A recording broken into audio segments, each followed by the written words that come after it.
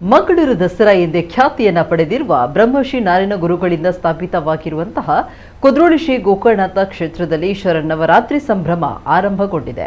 ಶ್ರೀ ಗೋಕರ್ಣನಾಥ ಕ್ಷೇತ್ರದ ನವೀಕರಣದ ರೂವಾರಿ ಕೇಂದ್ರದ ಮಾಜಿ ಸಚಿವ ಬಿ ಜನಾರ್ದನ ಪೂಜಾರಿಯವರ ಉಪಸ್ಥಿತಿಯಲ್ಲಿ ಶರನ್ನವರಾತ್ರಿ ಉತ್ಸವಗಳು ಆರಂಭಗೊಂಡವು.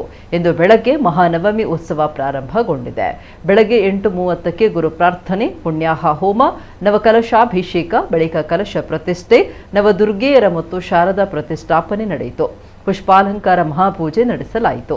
ಈ ಸಂದರ್ಭ ಕ್ಷೇತ್ರದ ನವೀಕರಣದ ರೂವಾರಿ ಬಿ ಜನಾರ್ದನ ಪೂಜಾರಿ, ಆಡಳಿತ ಸಮಿತಿ ಅಧ್ಯಕ್ಷ ಜಯರಾಜ ಸೋಮಸುಂದರಂ, ಉಪಾಧ್ಯಕ್ಷ ಊರ್ಬಿಳ ರಮೇಶ್, ಕಾರ್ಯದರ್ಶಿ ಮಾಧವ ಸುವರ್ಣ, ಖಜಾಂಚಿ ಆರ್ ಪದ್ಮರಾಜ್ ಸೇರಿದಂತೆ ಆಡಳಿತ ಸಮಿತಿ ಪ್ರಮುಖರು, ಗಣ್ಯರು, ಭಕ್ತರು ಉಪಸ್ಥಿತರಿದ್ದರು.